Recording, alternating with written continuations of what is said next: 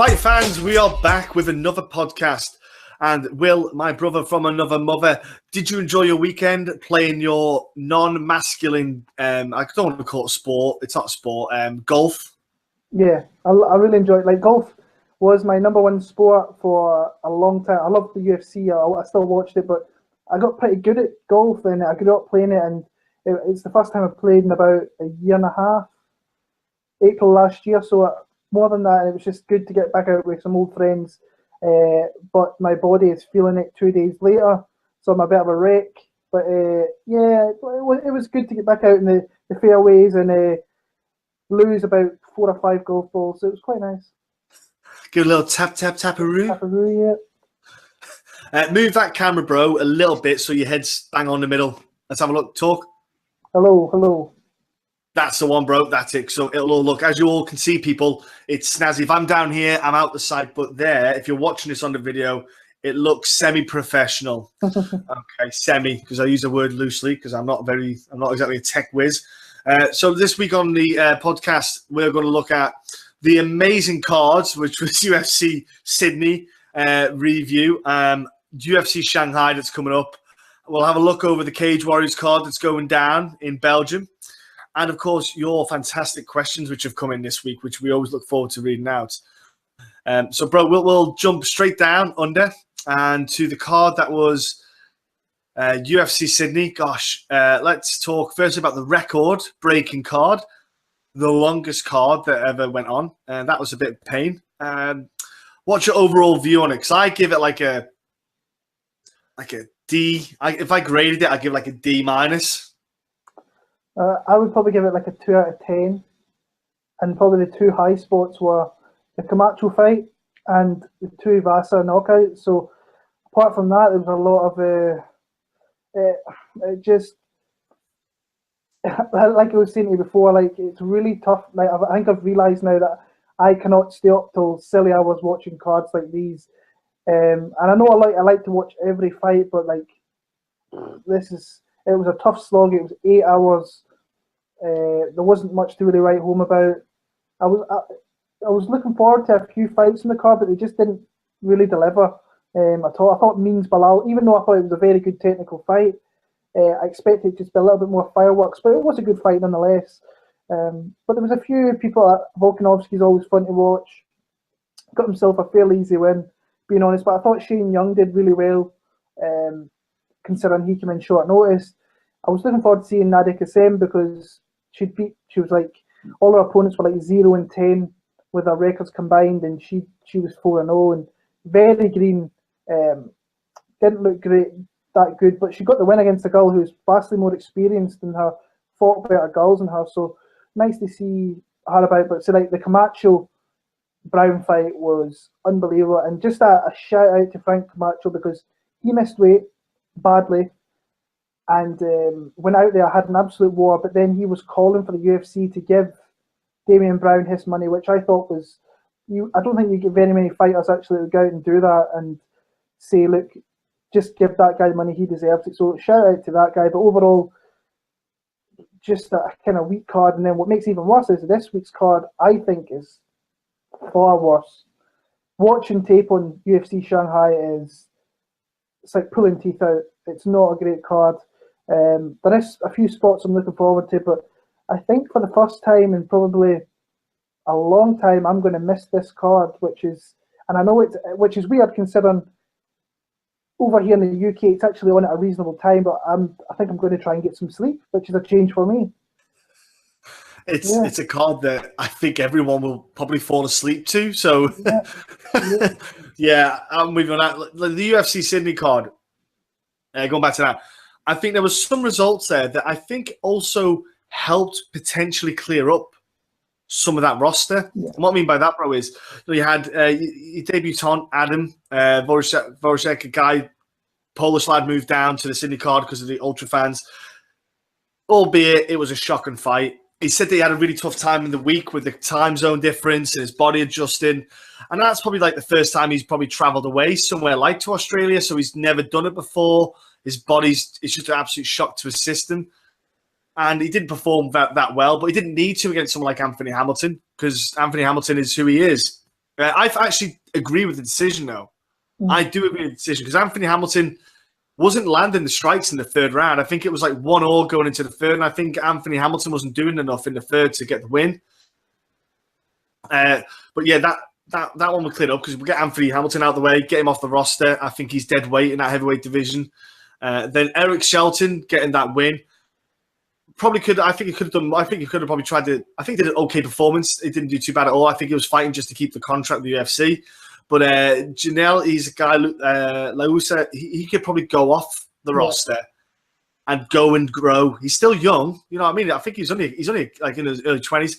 I think he could easily come back to the UFC, but he's still very green, like you say, bro. He was only put on the UFC roster because of where you're from and all that. Like people got to remember, it's not like who you fought and your record and that. It's where you are, like the marketability that you have for that region, and that's what he was all about. Like Jake Matthews. Jake Matthews. Yes. And I know I'm jumping in here, but I'll do it now before I forget. But do it, yeah. If the UFC, if they don't go to Australia twice a year, that guy's not in the UFC. Like, and I can't believe actually how I had a lot of like high hopes for Jake Matthews, but he does not look like a fighter that's progressing. He looks like his skill set is actually decreasing a little bit. And he's only 21 years old? He's only a kid, yeah. He's still growing into this. Now, saying that, he's been around the UFC for a couple of years, and to do that at such a young age is very, very good, obviously. But I think he needs to get out of Australia. He needs, and I don't know how you felt about this. I don't know if you watched the fight and we're listening to his dad in the corner. His dad was like, not very technical. He's almost like he was a fan. Yeah. What you hear from the fans shout in the crowd, they're like, "Stand up, hit him!" Yeah, dude. It's like, just, where the fuck is the technical breakdown there? It was kind of disheartening for me as a fan to see. Yeah. Nobody knows that boy Jake better than his dad, but you can push him, but don't be technical with it, and don't just like it seemed to me like he was like just shoving it down his throat that he wasn't doing this right, he wasn't doing that right. So that's. I feel, and I like Jake Matthews as well. It's a guy that I really liked a couple of years ago, but to have, I think he had surgery in his hips as well to take. Like he did, yeah, he had surgery. So that's why he's been out for so long as well. So which I can understand. Maybe that's why he's been out for a while. Potential, maybe ring rust could come into a factor, but I think he's suited 170, like body wise. He's definitely filled out into 170. Yeah. He's not killing himself. That was the issue he had at 155. He was really killing himself to get down to 155 because it was getting that much harder. Because obviously he was training so much more when he got to the UFC. He just grew. He just kept growing. Yeah. He definitely looks like a 170. Like in the future, I think he'll be suited very well to 170. He'll thicken out a bit more. He'll get a bit more size. I still actually give him that decision. I think he just did a bit more than Bojan. I think he just did a little bit more. Bojan's terrible as well. Bojan was... I don't understand how you can get the back of a guy and then manage to lose the position so easily. It was just... He gave that fight away. He had the opportunity to win that fight and he gave it away. So it'd be interesting to see... I'm sure we'll see Jake Matthews fight again very soon. I don't think we'll see Bojan, though. I think that's another one to add to your list that we might see go their separate ways from the UFC. Yeah. And I think another one that might be getting cut is, Ryan Benoit did a very, or Benoit, whatever the people in America call it, but Ryan Benoit with a beautiful finish with a head kick stoppage against Mkhitaryan. I think that you might see him go as well. But I think that was a beautiful head kick finish, though, from Ryan. He looked a little bit out of sorts in the first round or two, just wasn't getting his timing down enough, and he just really started to slowly get it all together. Yeah. No, Ashkan was running. Ashkan, he like that's, and actually, I'm pissed off that I actually had to sit. It's 2 days later, and I'm pissed off that I stayed up and watched this card. And it was my choice. I know I felt wholeheartedly that I could have easily went to my bed, but I'm just pissed off at myself for having to sit up and watch that card because there was a few fights in there. I was ready to throw the remote at the TV. That was one of them. It was a great finish. It was a really nice finish from Benoit, and hopefully they get rid of that guy. His brother is Suman Mkhitaryan, is actually a fairly decent fighter, and I think he's the head guy of an Australian top team, and Nadia Kassem's head coach and boyfriend as well. So hopefully when the UFC go to Australia in February, he gets his opportunity to fight then, because I think he deserves a shot. Tuivasa was, I said that was potentially going to be like, just that's going to be wild. I think the two of them smashed up really well for it, and it worked. But like Tuivasa just showed that he's got that kind of just almost like, I want to say, Roy Nelson-esque power.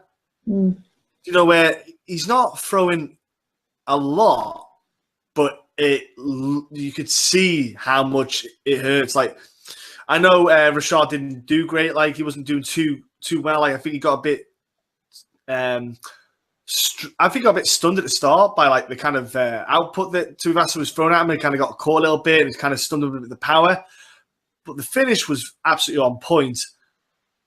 And it's a good way to like make your debut, And I think he looked pretty good, like not too bad. I think it's an ideal kind of start. You're not fighting a great guy either, so it's a good start for him to come into, because he's still raw. He's still very green as well. Yeah, very raw. But I think he's one of these guys who's got natural power and everything. Yeah. That leg kick that he threw before he threw the flying knee buckled the life out of Rashad Coulter. And to be fair, Coulter, I don't think he takes leg kicks too well, but you've seen the power that pretty much turned him out.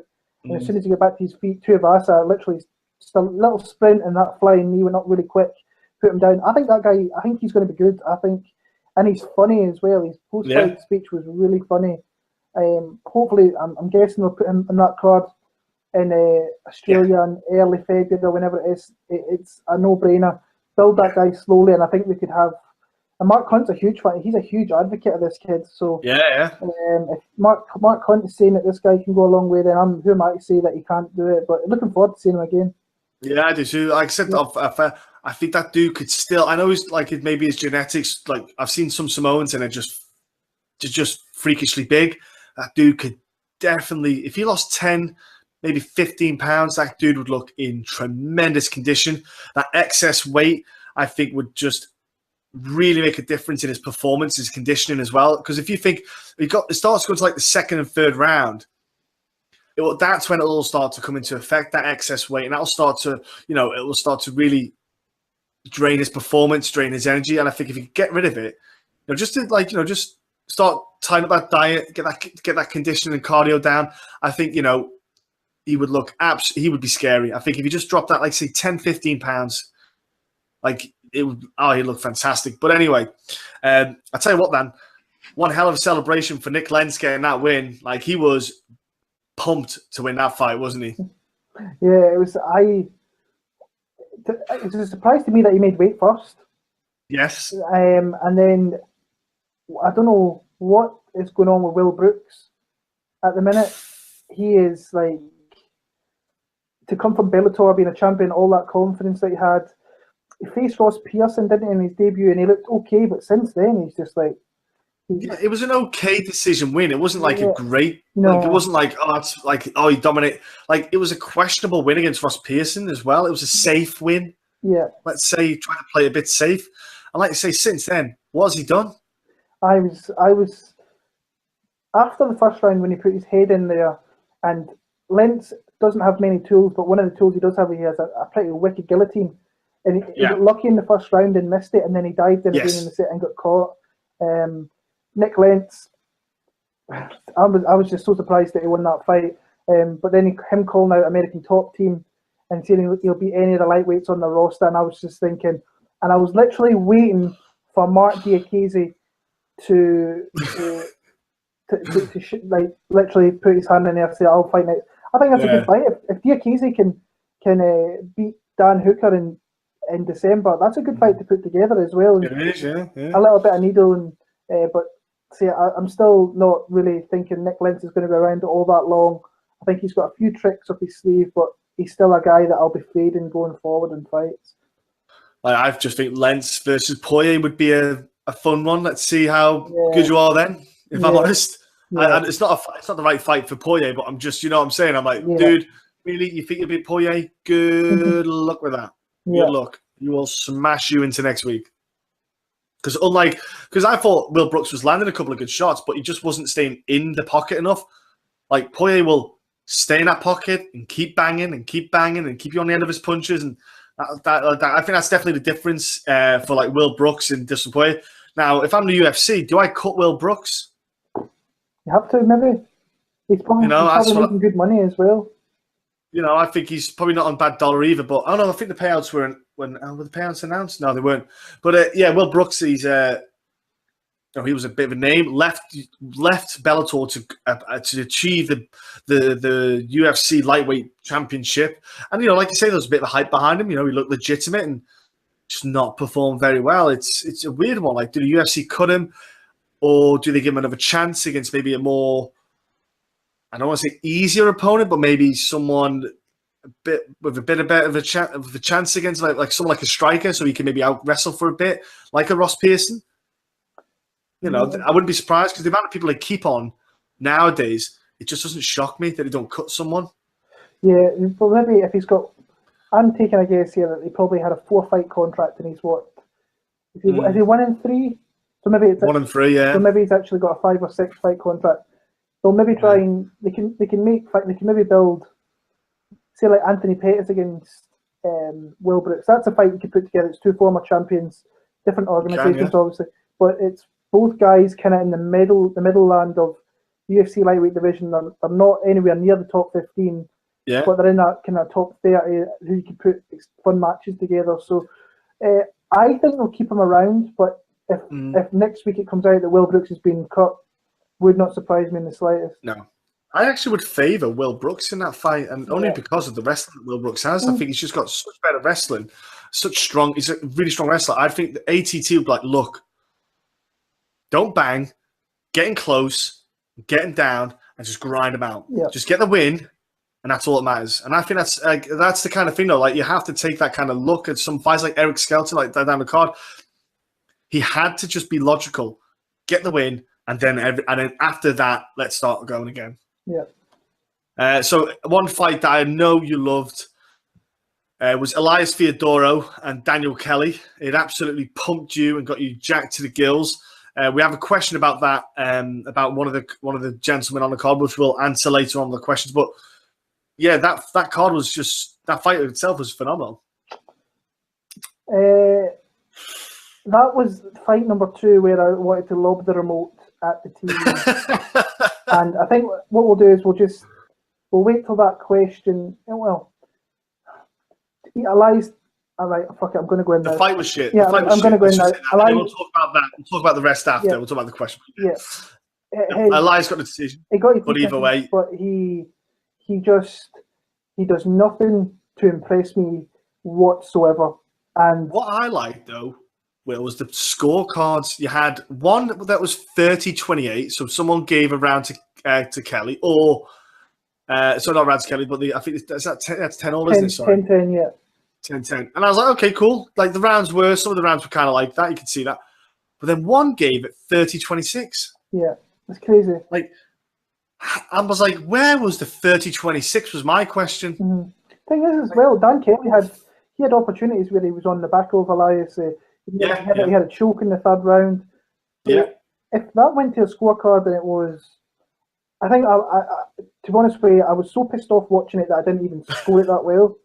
And I just Elias Theodoro, we've got a question later on, which is the best question we've ever had on here, I think, which lots of people seem to really like. There was a reaction. There was a reaction to it, and that says everything, that not only us, and we've met Elias. Elias is actually a cool dude, but he's a cool dude. I have rolled with Elias. I've done jiu-jitsu with him. I've went on a night out with him on a drink. He's a really nice guy. Human being, love him a bit. As a fighter, he bores the. But let's go to another person who I feel it's time to now give her the chop. Bec Rawlings, you gotta go. Like, Jessica Rose Clark stepped in, short notice, 2 weeks or whatever it was, and gets a split decision win. Credit, Jessica Rose Clark doesn't fight at like a nobody place. She's at Syndicate MMA. She's at a legit place in the US. So she's got the great fundamentals. She's not by no means like a poor fighter. But Bec Rawlings was making the big push for this 125 thing, saying that, I'm better at 125, 115, it's just too much for me, all this. Girl, you're not UFC standard, end of, like, flat out. You only got in due to the fact that it was the right time and the right place to get in the UFC. That's all the reason is. Yeah. No, she was like, if you look at her record, she could literally be like 1-7 in her career. It's like a really bad record. And she probably, if she never won that Hee Lam fight, or whatever it was, Elisa Ellis, she could have easily been like 5 or 6-0 in the UFC. Yeah. I've no idea why they kept her around so long. Maybe she just won fights at the right time to kind of keep her there. But like she was saying that Jessica Rose Clark was too heavy for her. She couldn't move her. Yeah, she said that in the second round or something, didn't she? I'm thinking, you're not the bigger woman here. So I was like, I'm actually really glad that I don't have to watch a Beth Rollins fight ever again if I don't want to, by doing like tapes or anything. So she needs to go. Plain and simple. You know what the crazy thing was? She was supposed to obviously face Joanne Calderwood. Beth Rollins was the favourite over Joanne Calderwood. Betting favourite. Who the fuck made that? I have no idea. I was so pissed when that line came out because I would have threw hundreds on JoJo. I would have put my rent on JoJo and went, look, I'm going to pay you a little bit late, but you're going to get it tenfold, mate. Yeah, it's I think it's the time's right now to cut her, and she'll go to Bellator. They've got a 125 division. She'll probably go over there. She's a kind of name, to say the least. But what they'll do is they'll get the young girls coming through to beat up. Yeah. Yeah, it will suit somewhere like Bellator and Invicta because she's like a semi-name because she was in the UFC, but she's not someone you're going to be scared of. At the main event, I think because it was a change of opponent for Fabrizio Verdum, he did what he needed to do against Marcin Tybura. I give a lot of credit to Marcin Tybura, though. The dude showed that he can go 5 rounds with a legit title contender, a legit former. Like I've said to Will, I said off air, Verdum is in question for being one of the best or greatest heavyweights of all time. He's in that debate. There's no if you don't think he is, you need to look back at what this guy's done. He hung with him 5 rounds. I know Verdum didn't probably maybe put it on like he could, but either way, I was impressed with Tybura, man, and I don't think he lost anything. Like in his stature, I think he kind of got a lot out of that himself. I think he has a lot more confidence now going to his next fight. For Verdum, it was like, get this out of the way, 2 wins in a row, pretty quick succession. Let me get in that title pitch, and that's what that was really. Yeah, it was just a consummate kind of professional performance for them. But like I say, I thought Tybura, he stopped where Rose a little bit. I like the fact that he's at Jackson's. I didn't know he was there beforehand. I never really looked at his social media. But if he stays there, he's seen that they can help fighters out. They've helped Overeem. They've helped other fighters before. So hopefully he'll stay there and we'll see more from Tybura. But Verdum's just picking off people. And eventually he's going to get that title shot again if he keeps picking off people the way he is. I think his time's coming as well when he's going to lose fairly dramatically again. But I think what we said before was it Volkov. We maybe think he should fight Volkov next, depending on what happens with Rumen Ganu next week. So, consummate performance. Just was kind of best, the better fight or whatever the fight went, and just picking up paychecks really and looking fairly dominant in doing so. Yeah, no, I agree. I think he was just being the professional in the cage anyway. So that was the UFC Sydney card. It happened. Let's just look over the Cagw Warriors card that's coming on this weekend. It's going down, which was, it was announced they're going to touch new water in Antwerp in Belgium. I was more impressed the fact that they had to make an amendment to the heavyweight title fight because Carl Moore got injured. And I was super happy about that, Will, because I was like, I don't want Carl Moore fighting for a heavyweight title when he's not really a heavyweight. You're only doing it so that he can be a 2-belt champ like Conor, so he can get signed to the UFC, and then you can have, then you'll have 2 belts vacated. I'm like, why would you want to do that? Like, why bother bringing in this heavyweight title when you don't have a heavyweight division? I'm not overly impressed with the fact that they're doing it anyway.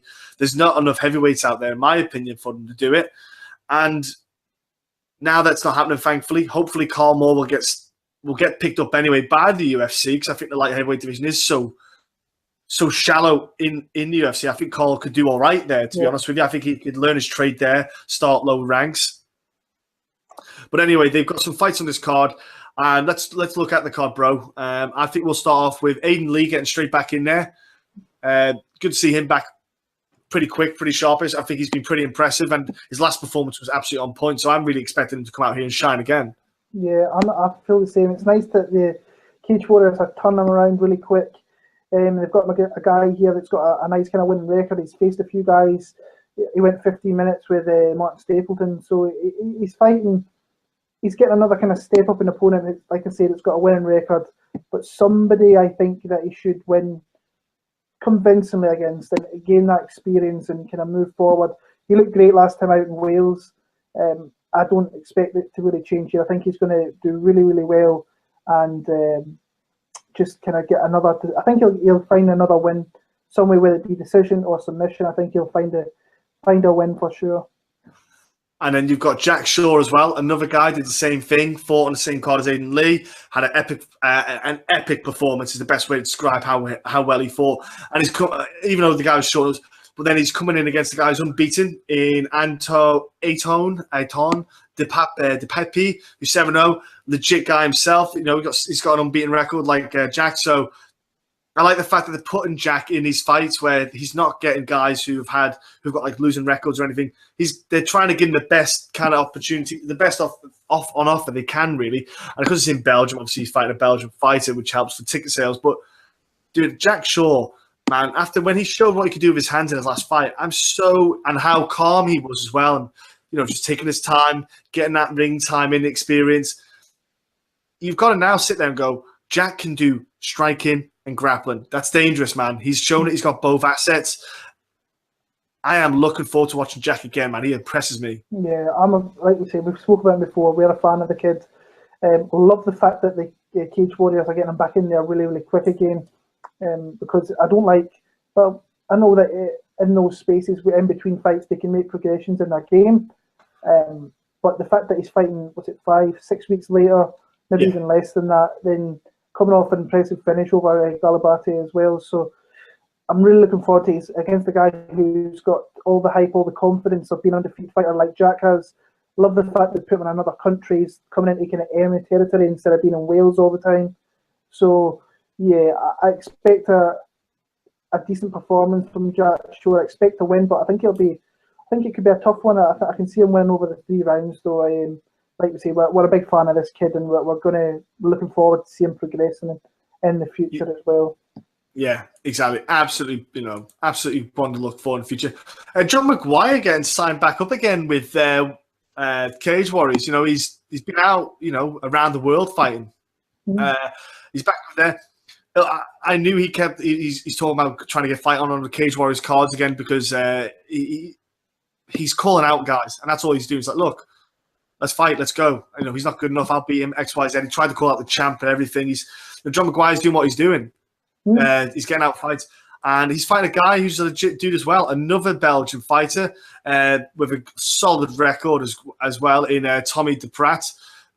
Tommy's a legit guy again. And John McGuire is one of them ones who doesn't look like he does a lot when he's fighting, but he's very effective in what he does, if that makes sense. He's a very shrewd fighter. But dude, like, Matt, you get John down, you go down the ground with John, you're in for a nightmare. On top, John's a nightmare of a fighter. And I like John McGuire. I've hung out with John. The dude's got a ridiculously nasty guillotine. I can tell you that from personal experience. But yeah, I love John a bit. I like to see where he can go with Cage Warriors maybe and get a few good fights in him and potentially get a title shot if he does well. Like solid, the guy's just like a solid professional, man. He doesn't lose to many bad guys. Does John McGuire? I mean, I think was it Mankowski was his last loss, and Mankowski is a really top-notch fighter. Yeah, and decision as well. He didn't get stopped. It was a decision in Poland.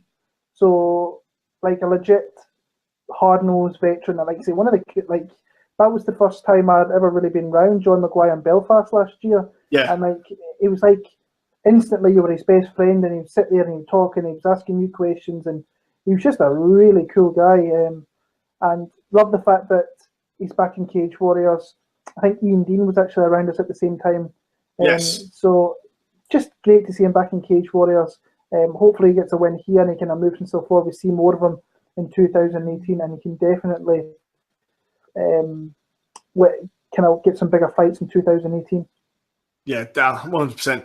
Now, I know there's a fight on the card that you're absolutely pumped about. It's Cindy Weiss, the best, greatest striker that's ever lived in MMA history, against Kerry Hughes. Now, Cindy Weiss got one fight. She got a one-fight opportunity to step in to the UFC.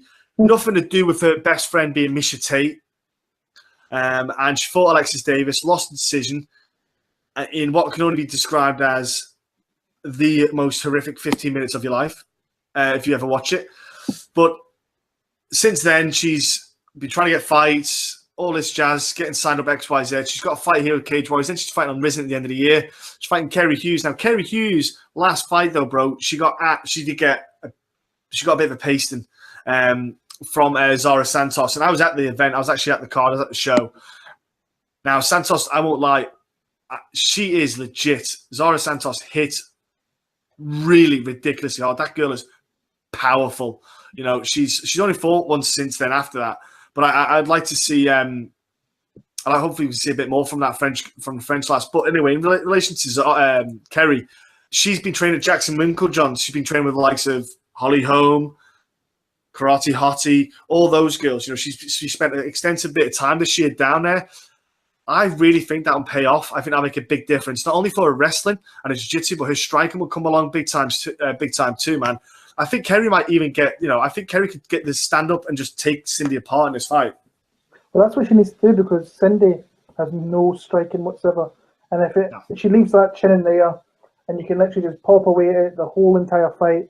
But what I will say about Cindy is that her ground game it can be dangerous, like really dangerous. She doesn't have much in her arsenal, but her ground game is something that you really need to be careful with. I think I'm going to edge Kerry Hughes, but we're in Belgium here, so obviously all the support and everything's going to be in Cindy's side. I'd like to see Kerry get the win. I think it's a tough matchup, but if I want to pick a winner out of that one, I want to pick Kerry Hughes to win the fight, and hopefully she does so.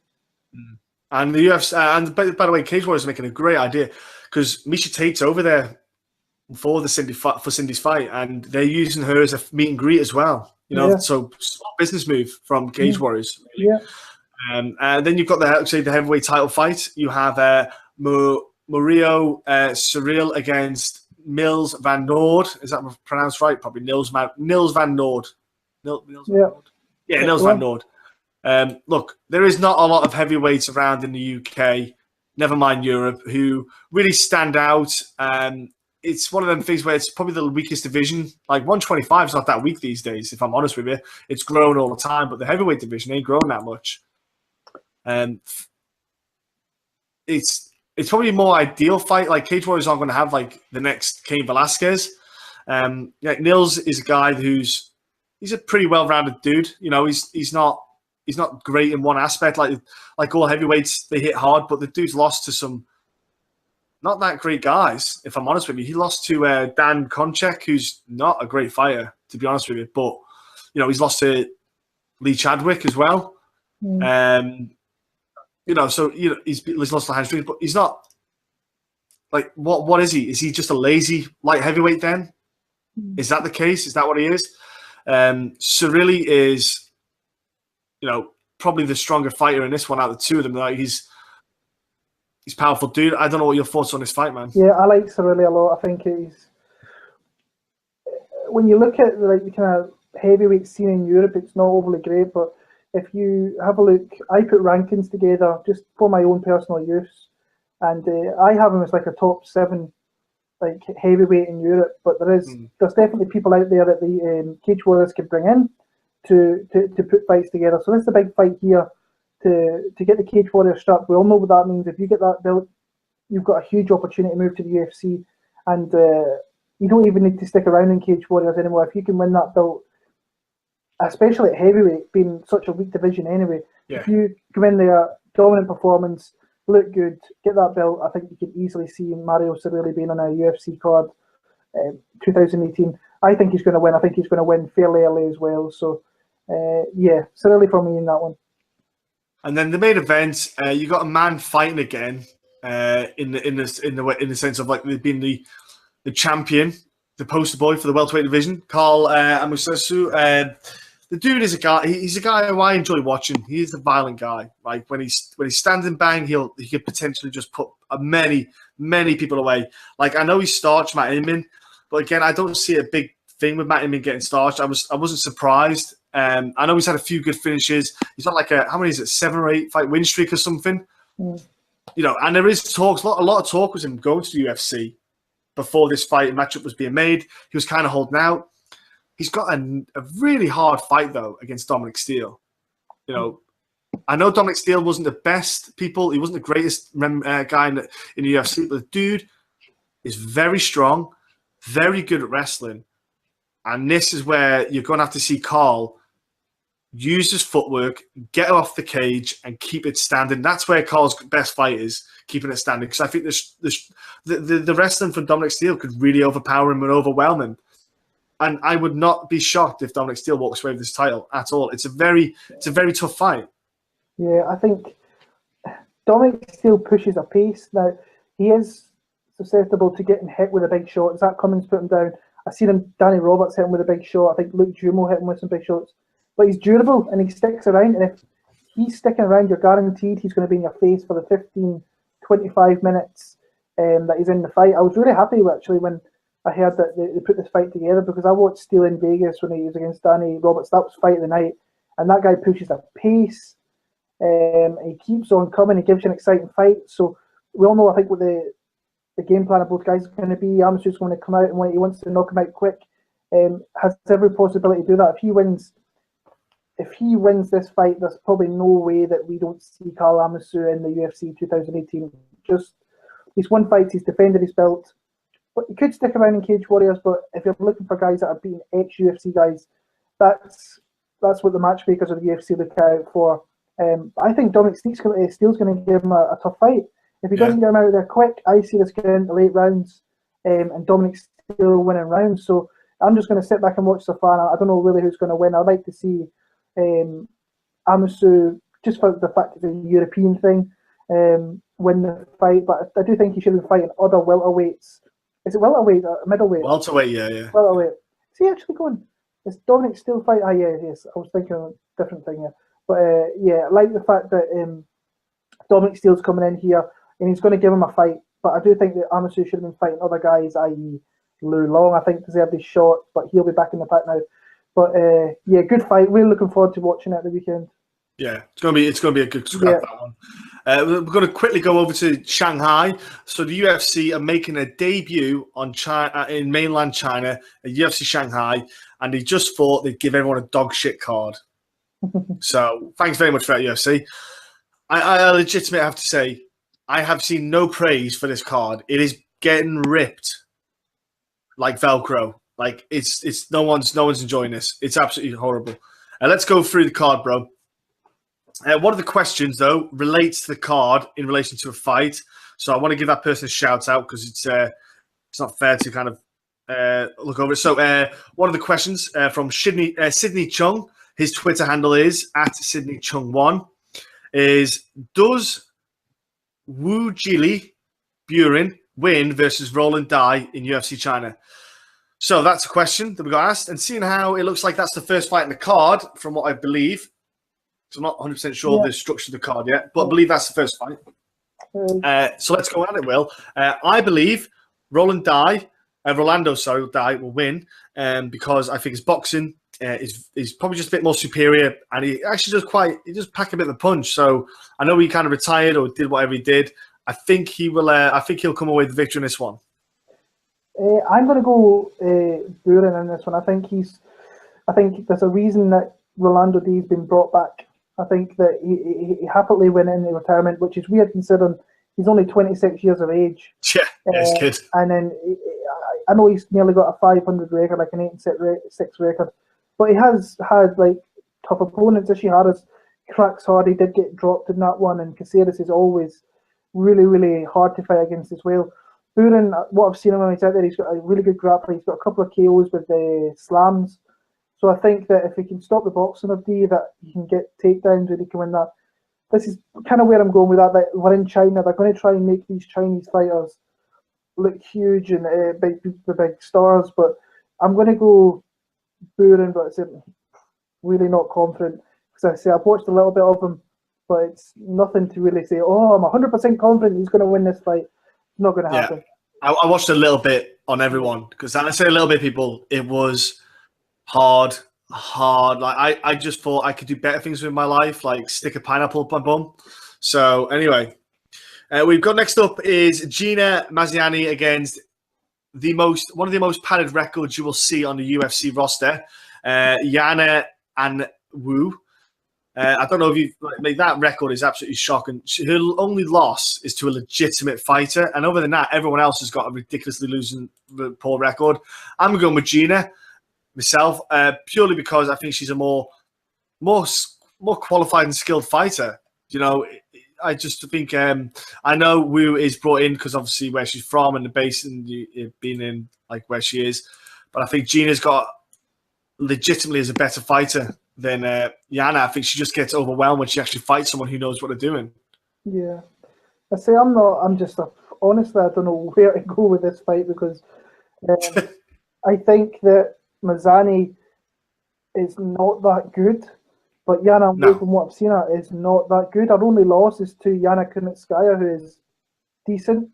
Well, she's the champ, isn't she? Yana won the belt, didn't she? And so for a little bit, So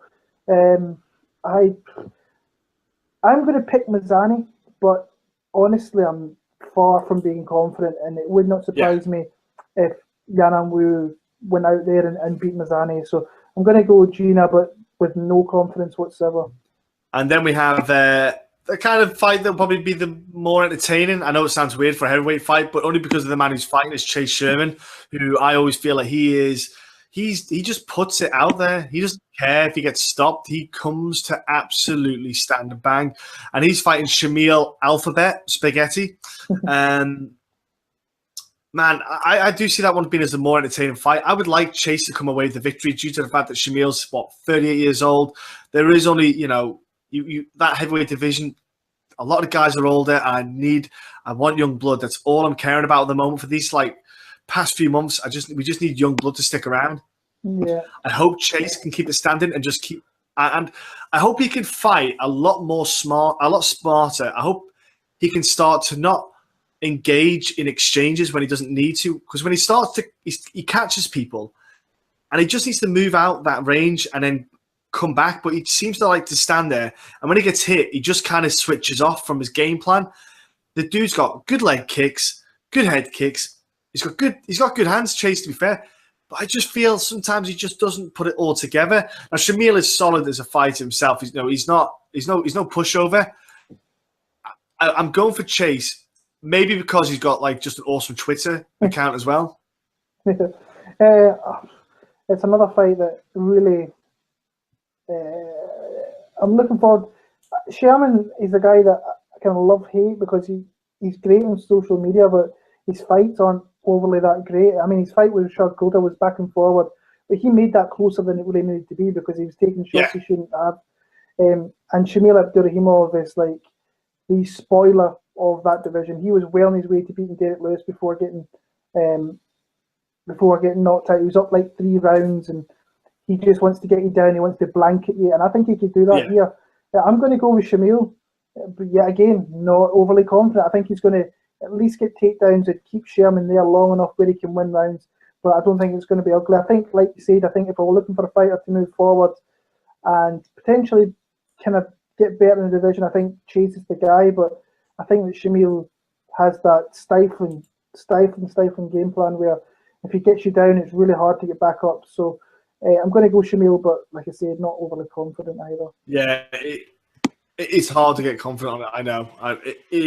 So next up we have Ping Yuan Lee, whatever you want to call him, against Bharat Kandare. This one again, I've got no enthusiasm for this, but it's happening. This fight's actually changed.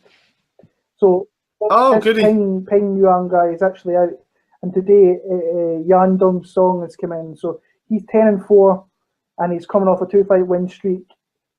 But this Kandari guy, I've no idea why he's in there. Off a loss. Off a lot, and off a really bad loss as well, and he was getting pinged with strikes before he got submitted. Honestly, I don't give two shits about this fight. I don't. No. It's a fight that. It's an embarrassment, isn't it? Like people, this is what we mean by the UFC. They don't care about your record. Yeah. All they care about is where you are and who you are. Like if you're Indian, we'll sign you up. You've lost. It doesn't matter. Come on in. I like the fact that this guy that's coming in this song, he's only 19, coming 20 years old. So he's a young kid, and he's beat guys like his last opponent was a 13-4 record. So and he's fighting. The one before that was 2-1. So he's beating guys with winning records, and he hasn't really got padded records. Where Kandari's been fighting 0-0 and 0-2, and it's there. It's embarrassment. It is a legit embarrassment, people. I even tweeted about it. Like even the UFC tagged in. I don't care. It's an embarrassment of a card. I just can't. Like this is what I mean. I don't want to be negative, people. I love MMA, but when you say, I just feel bad for China. I feel like this fighters, they could have made a bit more of an effort. They legitimately could have put on at least have the main card with like maybe 3 decent fights, like the main, co-main, and then one other decent one. But they just didn't bother. So up next, ladies fighting again. I feel that they've tried their best to give Kaylin Curran a chance to win. She's 4-5 in her pro record, lost 3 in a row. She's 1-5 in the last 6 fights. She just can't catch a break. This girl, I just think she's, she was brought in too early. She should have learned her trade at Invicta, but she hasn't. She's fighting. Oh gosh, here we go, mate. I can't believe I'm going to try and say this. Zioni Yan. There you go. I'm not saying that again. Now, again, when you look at the record, look at the video footage again, it's hard to really say she's not really fought quality is the best way to put it, would you say, Will? But I'm only going to go for Kaylin Curran because the girl is quite tough. And what I mean, she can keep, and I think because of who she's fought, I think she might have a bit more experience and a bit more know-how, but I'm not super confident. I think this is like a buy for Kaylin Curran to get a win. Yeah, I'm not picking Kaylin Curran ever. I think she's terrible, and she really shouldn't be in the UFC. She's holding up a spot where other fighters should really be taking that spot. Yan, from what I've seen her, I think she's going to beat up Kaylin Curran. I don't think Curran's overly that good in anything. Her fight IQ is very bad, and I'm going to go with the hometown girl here. And I think she's going to maybe not brutally beat up Kaylin Curran, but I think she's going to outclass her over the 3 rounds and just win a decision fairly easily, I think. I would like that to happen because I think Kaylin Curran is in they've kept her in purely because she's good for marketing. Because she's a pretty girl. She's got that little bit of talent where she's got a good singer voice and all that jazz. So there's a little bit about her. She's just a good market employee, and that's what the UFC are about. And I think she's crap, get rid of her. But I worry that maybe because she might get the win because of experience or whatever, but who knows? She definitely, for me, in the last fight, she was fighting for a UFC contract in the last fight, but I didn't feel like she was fighting for it, if that makes sense. Yeah. Like, I'd rather go out on my shield than go out on just, on a decision. Like, I hate to go to decisions, if I'm honest with you. But anyway, next up we have Bobby Nash against Canning Song. Bobby Nash, you and I will know who he is. So you and I are, kind of big fans of Bobby Nash because we watched our boy Danny Roberts put him down in Glasgow. Sorry, Bobby, but, we were jacked for that. We were a bit ecstatic, let's say, bro. But Bobby Nash, he is tough, so to speak. He is a good wrestler. I do feel that Song, again, gets into the UFC, losing a fight, another one. Oh, you've lost a fight. It's okay. We'll sign you anyway. But I'd probably go for Bobby Nash here. Yeah. Because I think Bobby Nash has got that wrestling, very strong grappler. I think he might just really use the whole strike, close the gap, get you down, kind of grind you out, ground and pound, or maybe submission. But that's all I see in this fight. Yeah. This is literally a fight to get Bobby Nash a win. This guy, Keenan Song, I know he's got a 12-4 record, but he's been fighting the Chinese regional scene. He's lost 2 fights now when he's getting a chance in the UFC. So it's like they're giving guys an opportunity just because they're in mainland China for the first time. Bobby Nash is going to run through this guy. I think he's going to take him down and he's just going to ground and pound him into oblivion. So Bobby Nash is my pick. Next up, we have a fight mate, which I like this cat. You know, he is ridiculously fun to watch. Yeah. Really tall for the weight class as well. Like I can't believe this dude is 6'1", but he is. Zabit Magomed Sharapov. Yeah, eat that world. Yeah, first time. All right. The dude is just fun, man. Like he's a bit wild, but I like this cat. Like I legitimately think he's a fun addition to the UFC roster. I think he's great to watch. I think Shimon da Silva Moraes is a solid fighter in his own right. He's making his debut against Zabit, which I think is a tough one to come in for. But, man, I'm picking Zabit here because I think he's just absolutely... He's too unpredictable to catch out, if that makes sense, you know, to predict what he's going to do. I think he keeps you off guard. I think he keeps you on edge so much because you're always thinking what he might do. You can't do what you want to do, if that makes sense. Yeah. I think this is probably the only bright spot I think in the whole entire card for me. It's the only thing I've kind of got an inkling of being really, really looking forward to, and it's pretty much all on Zabit because what we've seen in his UFC debut against Santiago, the guy's got a lot to offer. Huge guy for that featherweight division. Sure. Huge reach, crazy striking, showing that he's got a ground game as well. This kid's going to be trouble for top 15 guys within the next 18 months with ease. Shimon Moraes, in all honesty, I think he's a really solid fighter to add as well. But he's like 5'7" to the 6'1", so the reach is going to be huge. I just think the skill set that Zabit has, he trains at a legit camp in New Jersey with Mark Henry. I think he wins this fight. I think he wins in devastating fashion as well. He's, let's say, one of the bright spots I'm looking forward to in this card, but I expect him. This could be one of these highlight finishes, I think. I'm with you on a highlight finish. I think he's just, I think it's just a highlight to watch, and that, if that makes sense. You know, he's just, man, the dude's just fun to watch. Like, I legit enjoy watching this cat. Right, okay, cool. So, next up on the main, the main card now. Yeah, I'm actually talking about the main card, these next few fights, believe it or not. But we have, I think, Alex Garcia against Muslim Shalikov. Now, you were saying before, like, a lot of people are putting a lot of money on Muslim. The dude, to be fair, though, you know, he has won a ton of fights. He's on a hell of a streak. Spinning heel cut kicks with his finishes of late. Now, I know he beat Melvin Gillard. It's not much to write about because Melvin's just taking a fight anywhere to get a payday. But, you know, that does give you confidence, you know, wins all his wins. Alex Garcia, he reminds me of Shelton as well. He's a solid guy, but there's nothing about Alex Garcia that makes me go, wow. Like, that makes me think, dude's fighting, I can't wait to fight him. I feel like as well, he's too thick set with the muscle where he'll start to tire out after he's used that explosive movements. I don't think he's economic enough with his explosive movements. I don't think he uses it at the right time to get the best results. And Muslim, I'm going to go with Muslim here, bro. Yeah. Purely because I think he's just a fun addition, and I think he might catch out Alex Garcia. He's got every possibility that he could definitely do that. He's got, so if you go and have a look on YouTube, he's got some legit knockouts. He beat former UFC lightweight Ivan George with a spinning back kick to the gut, which took him down. Spinning hook kick against Melvin Gillard. But you look at the guys he's facing outside them two. Now we know they two guys really had no business being at 170, Gillard and Ivan George. But you look at the guys, the 3 wins in between that: 19-15, 500 fighter, 1-1, 0-1. So he's fighting a lot of cans in between these guys that are a little bit better. I mean, George is 27-6, but he has some legit striking though. He really does. He's got a nice leaping left hand, which he throws a nice hook from. Obviously, he likes to spin a lot. I think he can be put in his back. We've seen that, and he's only lost. There's a video on YouTube. He tries to throw a spinning kick, gets caught, gets taken down, and then he quits. He basically just quits. This guy puts in the rear naked choke, and he doesn't even try to fight it, move the hands, nothing.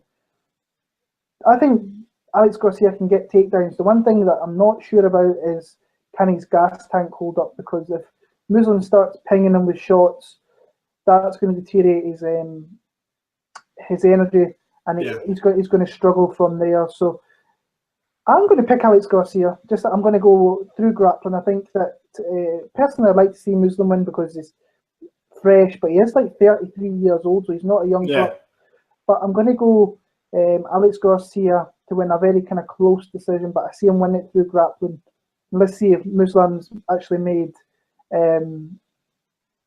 some advancements in his game where he can get up off his back, because the one loss that we've seen, albeit being 5 years ago, he quit in that one. I do think that he's got better. He is fighting at better camps now as well, so I'm just going to go with upset win here and go with Alex Garcia. Yeah. No, I agree, because like I say, 5 years, man, you can change so much, can't you? Takedown defense can improve.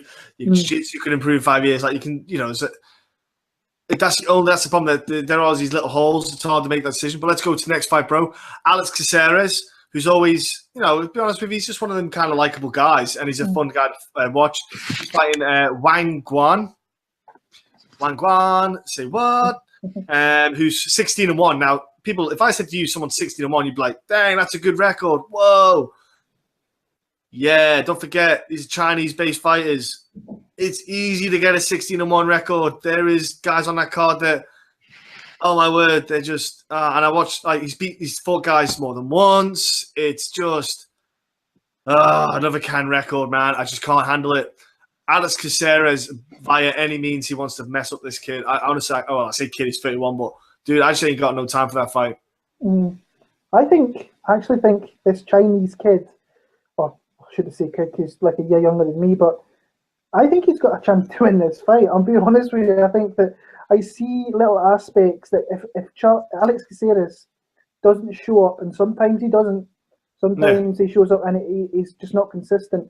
This guy, I think, could potentially win rounds off this guy and potentially get a decision. It wouldn't surprise me in the slightest if Caceres comes out here, doesn't fight to what he can do, and loses to this guy. I don't know, I've got a funny feeling with this one guy.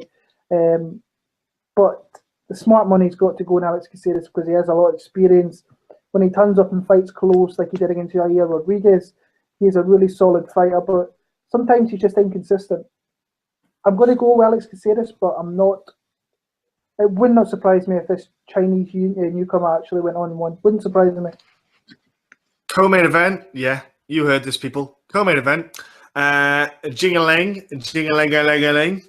against Zach Ottaway. Man, Jingaling Lee, he's kind of weirdly likable. Do you know what I mean? He's just. I just something about him I like as a person, like just the way the personality comes across when he fights, and the dude will bang. Like that dude will stand and bang. He hits hard. He's fun to watch. He's got a nice little win streak about him. Zach Ottaway, though, he's fighting a guy named Zach Ottaway who's quite a strong kind of fundamental dude. Like Zach Ottaway, you know, he's just the kind of guy who knows how to get the victories in the decision way. Like Zach Ottaway doesn't make me go wow. He's not for the best. He's not beat the best guys, but I think I'd probably go for Jingaling. Maybe I'm gonna go with another KO finish. Just being crazy, putting it out there. I like Lee. I think Lee's fun. He goes out there. He throws down. He can be hit himself. He's been put down. He gets back to his feet right enough. He's been put down, but he gets back in it. He gets a bit. He's scrappy. He's really, really scrappy. He's really fun to watch. I think being in China, he's going to be ready to go. Zach Otto, I think, from the interview that I've seen, that this is his last fight with the UFC. The UFC, I'm not going to think win or lose. I'm not going to re-sign him. So he's pretty much coming in here as UFC want Lee to win this fight. There's no doubt about it. And I think he'll do it. I think he can knock him out. I really want to see it because I am a fan and I think he's fun to watch. So I'm going to go with Lee via TKO round number 2. So that's that fight. And then the main event was going to be Anderson Silva. He got popped. Bisping stepping in short notice after losing to GSP with concussive blows and getting tapped out and choked out and all this against Kelvin Gastelum. So I'm not that pumped about this fight itself anyway. I feel like Bisping could have just. I know it's bugging him that he lost to GSP and he wants to get straight back in there. He's basically facing another welterweight. If I'm honest, I think if Kelvin Gastelum could just sort out his nutrition properly, he could easily make that. Not say easy, but I think he could make a welterweight weight class. But Kelvin's like really starting to develop as a skill set with striking, being at King's MMA with Rafael Cordero. He's fast. He's got good striking. He's just he will get stuck in there with the grappling. Bisping, we know what Bisping brings.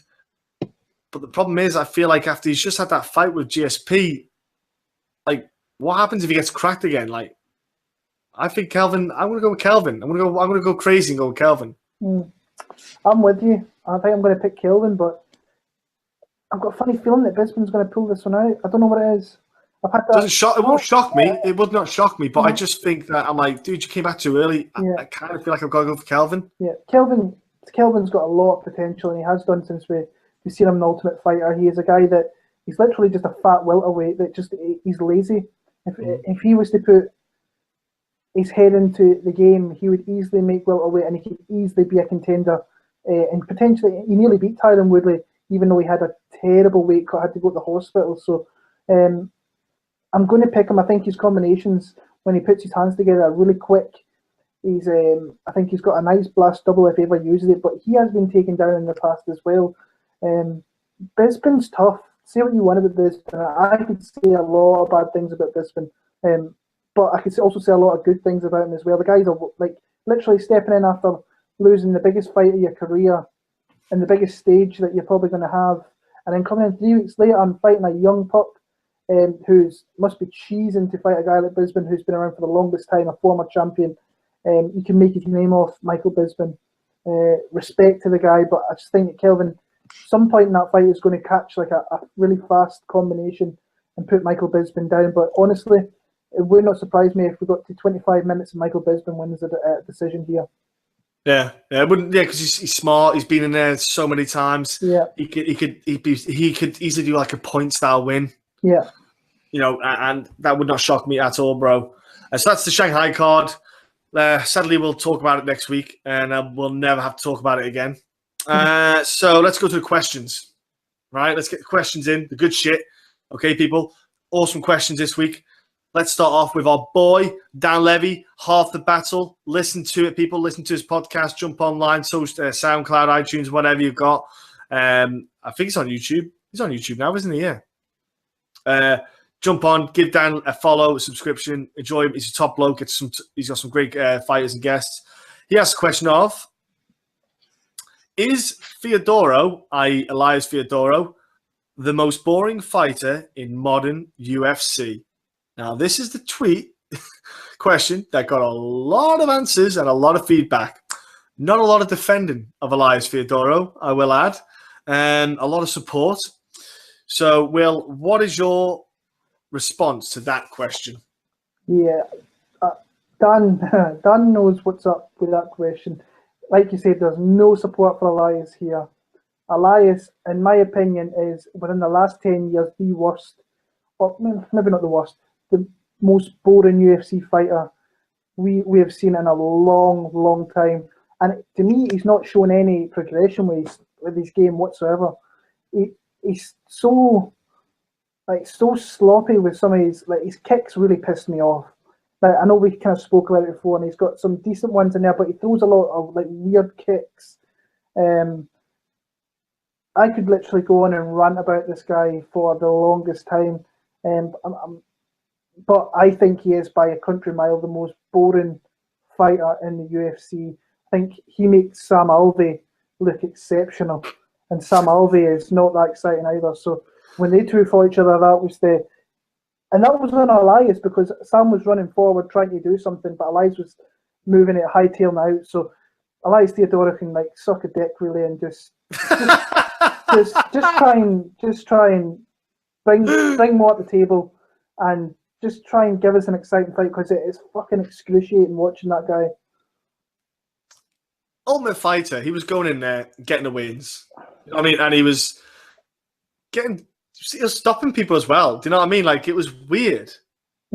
He looked promising. That's what's so annoying. You're like, cool, young kid. He's got a bit of talent. In the sense that he's got finishes, he's a bit raw still. Let's see what he can do. And like you say, bro, the annoying thing is he's not losing that many fights in the UFC. He's getting those wins. He's doing what he needs to do to get the wins. And the problem is, what he built, he lost to Thiago Santos. And that fight, I thought, I was like, get in there. That's going to be the making of him. He showed he's tough as nails. He showed he can take a hit. He could probably do a bit. He could stand and bang if he needed to, because that dude, he's got the chin on him. But then he lost to Brad Tavares again. Tavares had like the kind of Santos have like there's two ways to beat Elias, and it's pretty simple if I'm honest with you. So the best way to beat Elias is taking his legs out. Is the first thing you need to do. Like, he throws his kicks, but the thing is you need to stop him throwing his kicks. So if I'm honest, people need to start calf kicking. You know, the big factor is those calf kicks. Take out those calves. You take away his spring. Because what as well, if you notice in his footage, when Elias is fighting, he bounces on both feet simultaneously. He's not distributing or spreading the weight out. He goes up and down. So you could time that out. You could time that to get that kick in. When he puts a foot, when he comes up, start to throw your kick. So when he lands down, you're landing on that very heavy footing. You know, he is there for the timings on the leg kicks. The second way to beat him is close that gap down. Don't let him have that space to get those kicks. Like Dan, I know Dan was doing his best to keep that gap tight, and Elias was getting away. Don't do the clinch game, because with the clinch game, he can hold you and then push you off. Just chase it so he's right there, because you've seen his boxing is not there. He hasn't got any boxing. The reason why he hasn't got any boxing, Will, is his footwork is what's killing him, because he's doing this two-footed bouncing around. He's never planting his feet to have a base to lay his shots off. He's kind of almost moving while he's punching. So there's no direction. His punches are coming, swinging. There's no jab. There's no jab on him. He's not using his footwork to be able to create boxing. He's using his footwork to get out of the way, to throw these kicks. He's just throwing like this whip kick, like just whipping them out, just to land, makes a noise, makes a slap. If I'm a judge, I hear a slap. I hear that's a land, that's a strike. Okay, cool. That's a point for you. Dan Kelly didn't land a punch. Cool. You know, he's getting his points up. So he's a point fighter. But like you say, the problem is he's never going to get past your Thiago Santos, your Brad Tavares, because those guys know how to close the gap down, take out your legs. They know what to do. He's fighting guys who aren't knowledgeable enough to do that yet. And I think it's very easy to beat him, if I'm honest with you, if I was fighting him, because he's not offering anymore. And I wish he would maybe specialize himself in a bit more boxing, go and do pure boxing, learn to plant his feet a bit more, and to then lay off those combinations and then end with a kick. Not like, even if he starts with a kick, end with a combination, or start with a combo, end with a kick to incorporate. But he's thrown these kicks that are pointless. You know, like for example, I was saying to you, when in that close that close kind of combat style, he's still trying to throw these body kicks and stuff. And I'm like, dude, that's the wrong time to throw your body kicks. You should be throwing your knees, your elbows, even a teep. I said to you, Will, I said, he's throwing these body kicks round. You need to throw a teep to create that space if you're wanting space all the time. But yeah, he's not. And he's with Faraz Sahabi as well, by the way. You know, he's not like with a bum coach. He's got like one of the best there is. Yeah, man, I don't know what it is. I can't get hyped for Elias anymore, bro. Straight dog shit. That's all it is. Like, it's straight. I hate it because I love him as a person. That's what annoys me. Like, I love hanging out with him. Had a great time chilling with him. On the ground, he's a good grappler. You know, we had a good roll together. I didn't get tapped. Not that I'm bragging or anything, but you know, it's weird, man. Yeah, it's a weird one. I just think, man, you've got. I've seen you do good stuff in like tough and like. Where's that Elias? Where are you, mate? That's what he says. He says that he's still new to the sport. Yet he's been in for 7 years. There's other people that's been in less time than won titles and so on and so on. It's just he's a skull fuck of a fight. I can't. Yeah, boring. Yeah, boring. Okay, next question. Okay, is okay from Fred B. And his Twitter handle is @FB20152. His question is, and it's a very fucking legit question, bro. Why is the betting line so far off on Holly Holm versus Cyborg? I think this is Cyborg's first legit challenge. Now, I am with you on that. I think, like, Tanya Evanger was not, like, it was all circumstances why she fought, but Holly Holm is the toughest fight Cyborg's had, period. Like, Holly Holm is a pain in the ass to fight. because she's got really good footwork. She's almost like an Elias Theodoro, but she's got a bit more to her. You know, the footwork, the space, the gaps, you know, the teeps, the kicks, the funky kicks, the side kicks. And then she can use her hands every now and then. Like, and she's good. She's got strong defensive grappling. Like, I know she got taken down a couple of times by Miesha Tate, who's got a good grappling, but she can stop takedowns if she wants to. She's a strong girl. I think it's a really tough fight for Cyborg Holly Holm. You know, and if Cyborg won, Holly Holm won, like, I wouldn't be like, oh my word, I didn't see that coming. Yeah. It's the best fighter that she's faced in a long time. And I think we've got to look at that. Like, Holly Holm, I don't think she's great, but she's really tough to kind of game plan for. You know what she's going to do. She's going to fight long. She's going to run. She's going to be on a bike, and just kind of stay around and pot shot from a distance. But when you're pot shotting from a distance against someone with the power like Cyborg, she's literally not going to be able to get any more than maybe 2 strikes off or 1 strike before Cyborg is throwing something huge. Now, I think the line should be closer because I do think it's the first legit matchup in a long time where Cyborg has a good opponent who can fight smart, who can fight to a game plan. But I just think that Cyborg it doesn't take much for that girl to hurt you. But I can see Holly Holm potentially getting a win here. I don't feel comfortable taking on the fight. I think that Cyborg, if she puts it out there, she's going to hurt Holly Holm at some point and could stop her. I think she got hurt a little bit against de Randamie, even though de Randamie was being dirty in some of the exchanges there. But by all means, I think Holly Holm is a live dog because I think she can fight to a game plan, fight long. But it's just that she's going to have to come in and try and interact with Cyborg and be clean with her strikes without getting hit. It's hard because Cyborg's a big girl and she hits hard. So I'm edging Cyborg in that one. But if people want to bet Holly Holm, then by all means, give it a bash. No, yeah, definitely, yeah, because I think she is going to be a good dog to go for. Next question, bro, we have is from Mr. Matt Bailey. Oh boy, his Twitter handle is @MattBailey1991. Again, he's got the awesome podcast, which is wait there, sec. What is going on? There we go. Podcast. Yeah, actually has got a podcast. What am I saying? Yeah. He's actually started releasing a podcast, hasn't he? Yeah. Gosh darn it! Where the hell can you listen on? Where can you listen to that to? If you go follow him, you'll see that him and Lewis make a podcast. So I forget the name of it myself. Yeah, follow him on Twitter, people. Yeah, I can't remember where the hell he put it onto, but yeah, follow Matt Bailey 1991. He's done a podcast, and also he does the MMA Bible as well. He's part of that, so jump onto that on the Twitter and Facebook and all that jazz and Instagram. So his question, here we go. So. This is regarding an incident from Sydney. In fact, it was the most talked about thing about UFC Sydney. Regarding the whole Werdum and Colby Covington incident, what's your overall thoughts on it? Did Colby get what was coming to him? Was he right to call the cops? So, like the saying says, chat shit, get banged. Obviously, this stems back from Colby Covington having a go at Brazil. Werdum being Brazilian wasn't overly impressed. The UFC thought, I know what's a good idea. We'll put Colby Covington down that card as a guest fighter, and Werdum's there, so that will work out well. It didn't go too well.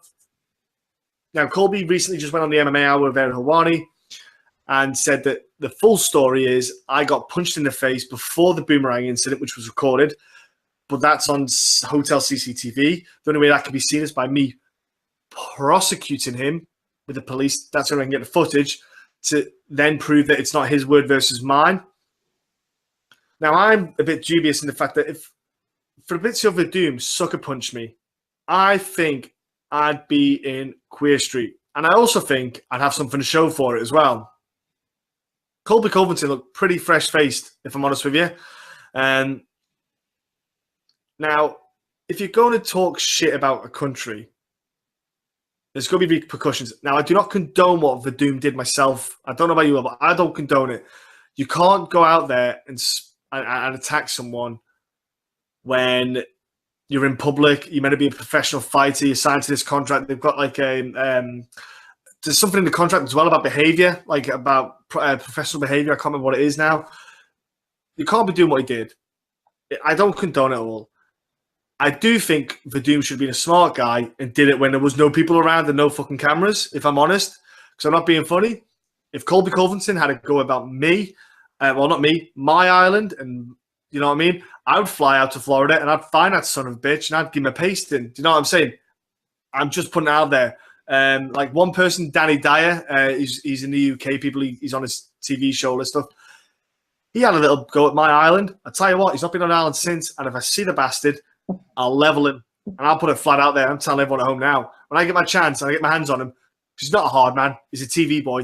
I'm going to level that bastard, and he'll learn to not run his mouth. Verdum as well, I think, do it behind closed doors, get him a dig. Look, whatever. Do you know what I mean? Like he would have seen Colby in the hotel at some point. He would have seen. Be smart about it. But he didn't. He was an idiot. He should get done. He should be taught a lesson, and that's the end of that one. That's my opinion on it. Be smart. Do it when there's no cameras. That's just my opinion. That's where I'm brought up, mate. I'm not this, peace and love and happiness. No. Chat shit, you're going to get banged, mate. That's what should have happened. Well, just want to shout out for Pizza for doing what probably every Colby Covington kind of hater wants to do. I can't believe he literally missed him from like 2 feet with a boomerang, though, and the boomerang didn't come back and hit him. So, Verdum's a crazy motherfucker, man. We've seen it in the cage. Edmund Tavernier, he was trying to take out. He ran across the cage at Travis Brown was trying to fly kick him. So the dude's crazy. Dude is batshit crazy. He needs to think a little bit kind of clearer what he's doing as well. Honestly, as well, I think Colby Covington's been really smart about it. I don't like the whole going to the police thing, but that's for him to do. It's whatever he wants to do. But people are like, Colby Covington's being pretty smart with what he's doing at the meantime. He's getting people on and they're talking about him. And that's what he's looking for.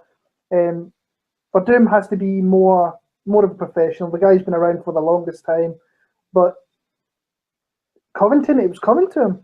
You can't, the amount of Brazilians that guy is going to be around, and if you're a passionate person from that nationality, you're going to be pissed off if you're calling fellow Brazilians filthy animals and saying the cities are like just horrible places.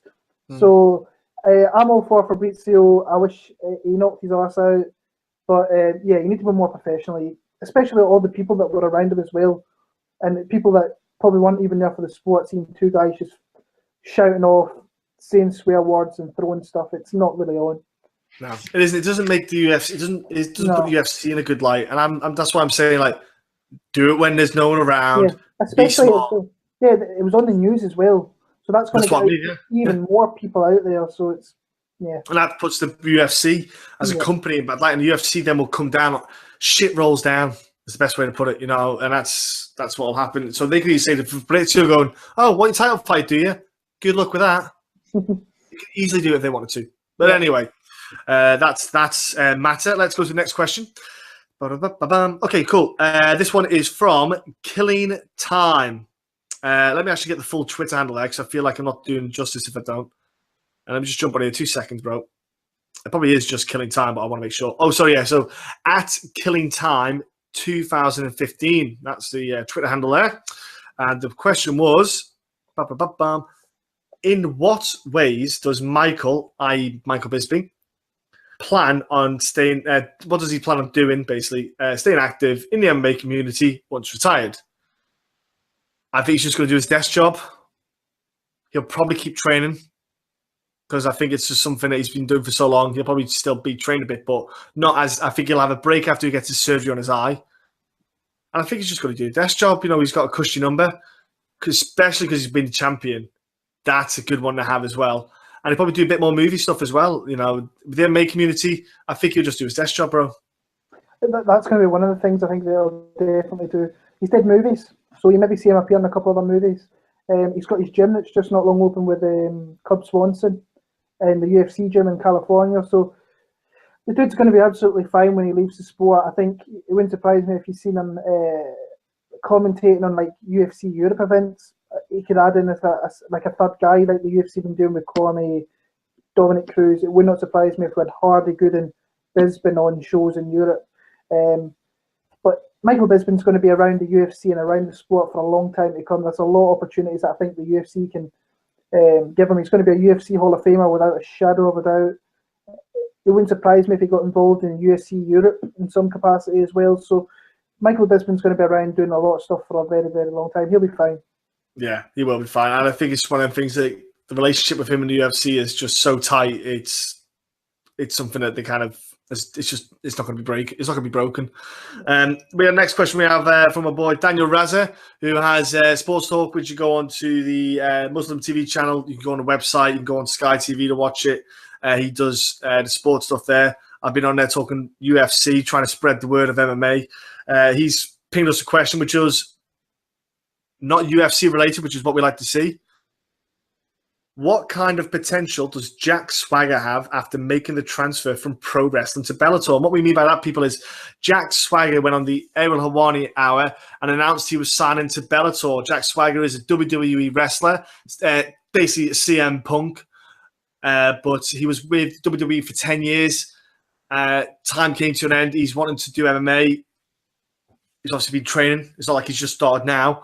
And he's gone into the heavyweight division in Bellator.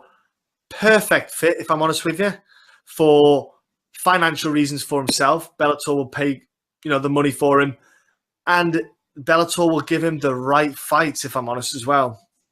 Yeah, I think it's a good sport really for him. And plus he is a naturally good wrestler.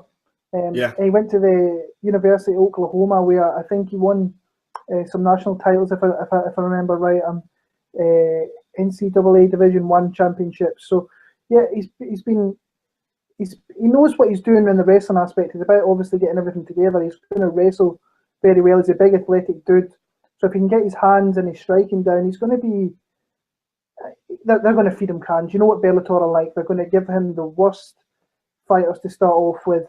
And he's for the next 2-3 years possibly, he's going to be fighting guys with negative records, but they obviously see something, or they might have potential for him going forward, and they can match him up with somebody.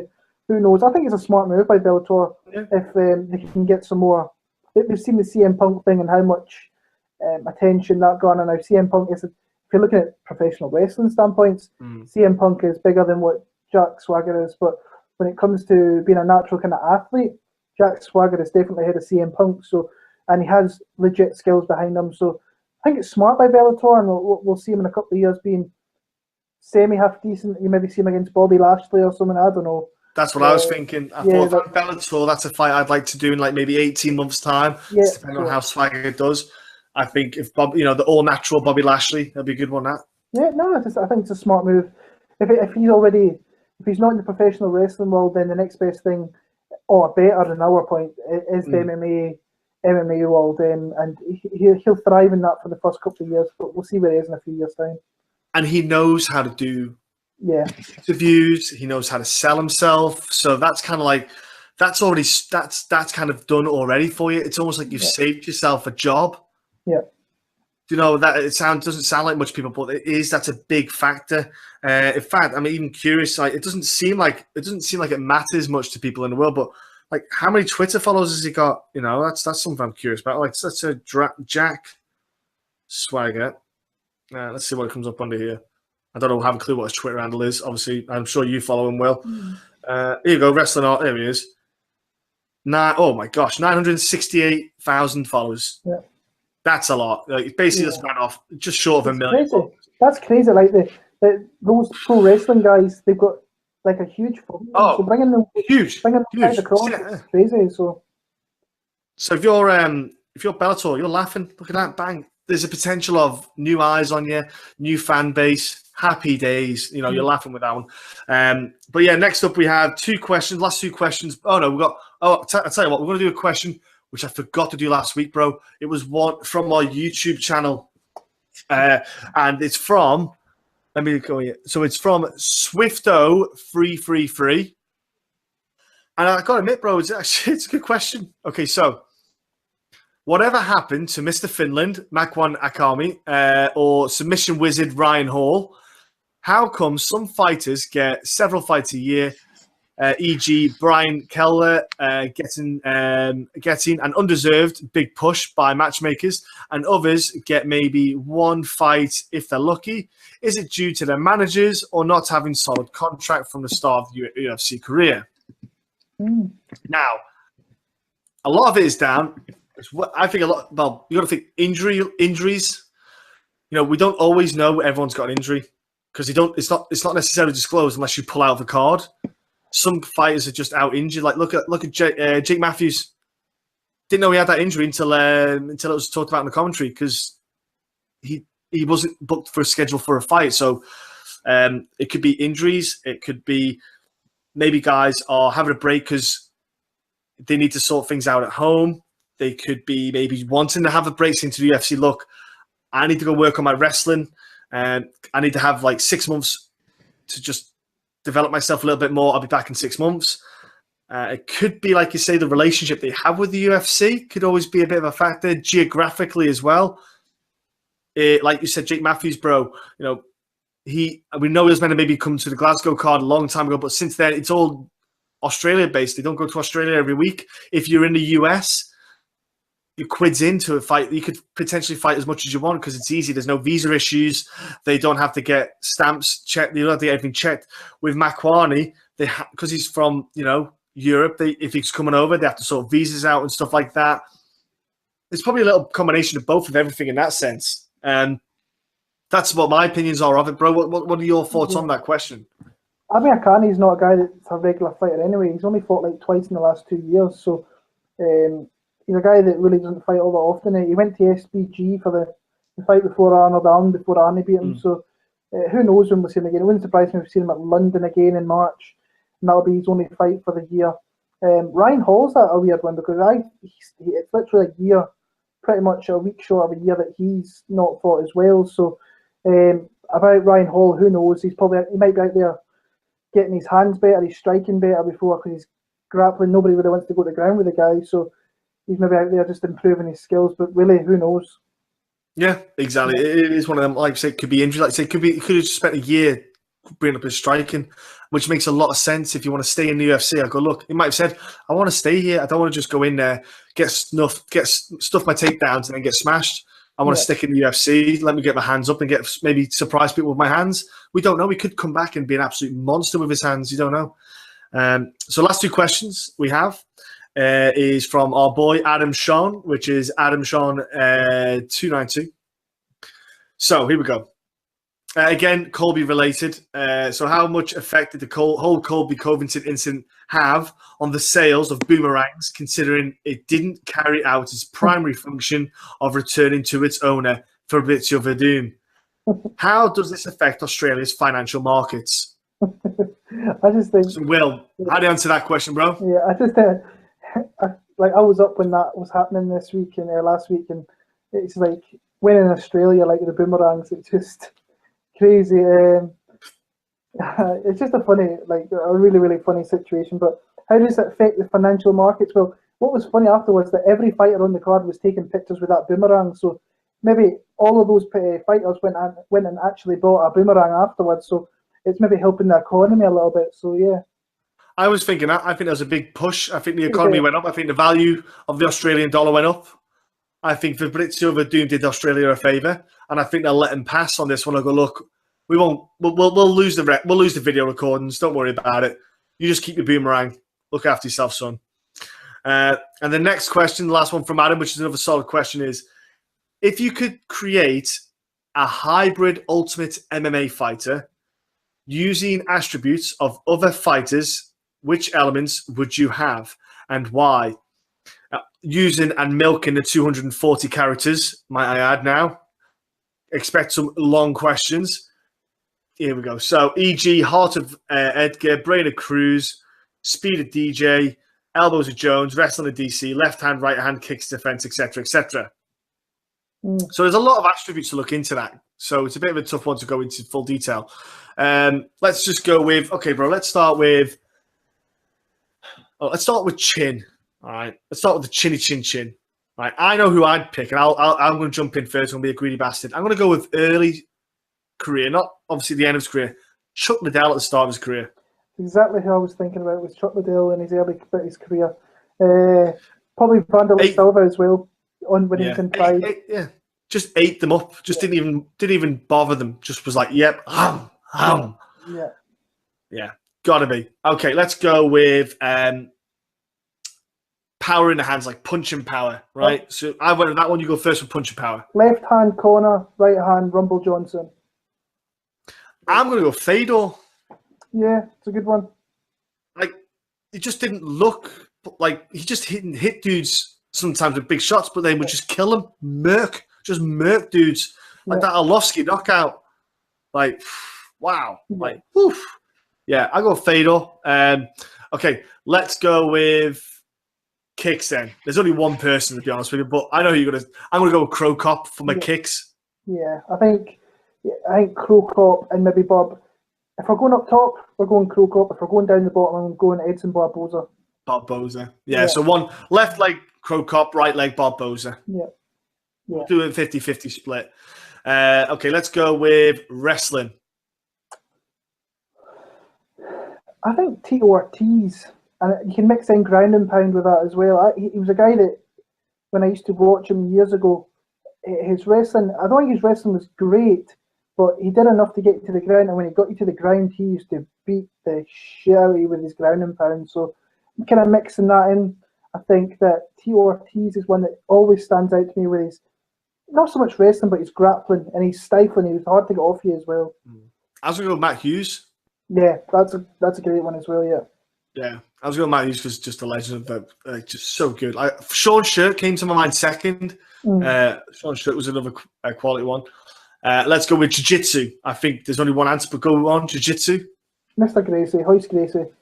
Nice. I like Hoist. I think he's got that old traditional style where he could beat you with the gi, without the gi. It's just, and like you've got Werdum as well. Werdum is like cemented the elite heavyweights in there. So Werdum, or I'm going old school with Hoist Gracie. It's quite a good question to think all the way back to your old superstars that they had, because they were legit superstars. Gracie, Matt Hughes, went Dan Severn with the wrestling. Yeah, so there's lots of good guys to add into that. Yeah, and then let's go with what's the bit?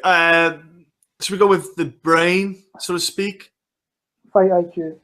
IQ, yeah. Probably Demetrius Johnson to me just stands out. How he mixes everything together. He knows what he's going to do next.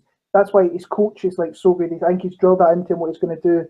And it shows with that last fight against Ray Borg how going for a suplex into an armbar just like that on this like split thought.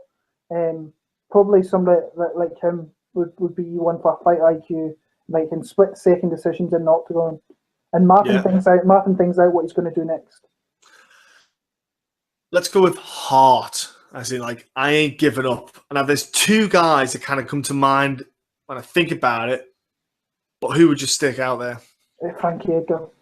Frankie Edgar, to me, you have to literally put that guy down to keep him down, and nobody's really managed to do it to him, which is, considering Gray Maynard, who's really not known as a big hitter, put him down a lot, and he's fought legit guys like Aldo's and Henderson. Henderson. Yeah, so he's fought guys, and he's stuck around. It's just the Maynard fights crazy heart, and crazy spirit to really stay in the fight and win those fights as well. So there's only Frankie Edgar for me. You could put Matt Hughes in that as well when he got against Frank Trigg, kicked in the balls. That looked like it was a really bad situation. Looked like he was going to get choked out. Had the heart and the determination to fight through it, and also him, like, even was it this year he was in that big accident, having the heart to kind of pull through that. And so Frankie Edgar just leaps out to me for heart. I'm surprised and shocked that you did not mention Diego Sanchez. I kind of like left that door open for you. But there's a difference with that as well. Diego's got huge heart, but he's beginning to get put down.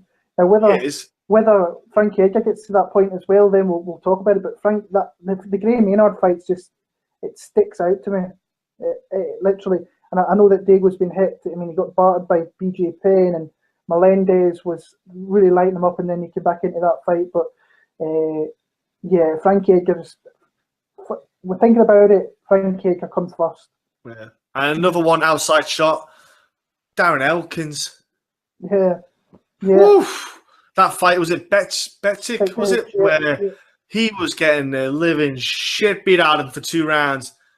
And, oh, man, that kind of war cry at the end. Ah, man, that was that was powerful. That was.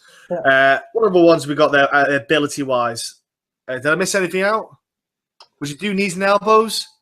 Nah, no, really. I think that comes into striking. And Yeah, I come with striking. Yeah. Any other thing I missed out on that one? I don't think I should be twice. Can you think of anything quickly off the top of your head? Not off the top of my head, no. No, I think that sounds about right. Look, fucking awesome questions, people. Yeah. We love you all. Thank you so much. We'll be back next week to talk about the epic results of UFC Shanghai. But look, honestly, thank you so much, people. Again, at the start of the podcast, I forgot to ask you to all subscribe. Terrible. But at the bottom of the screen, it does say follow the podcast. So if you're watching it, you can see that bit on follow on Twitter. So at least that's there. Anyway, thank you so much, people, for listening, tuning in. Your support, it means so much to us all. Like every week, there's like new subscribers popping up on YouTube, which is always great. Even on also on Twitter and all that stuff, they're all popping on. So every little bit like that means so much. Thank you so much, everyone. Will, do you want to say goodbyes, bro? All the best. Just enjoy your Shanghai card if you're going to watch it this weekend. Just thanks for supporting. Keep it coming. And we'll be back next week.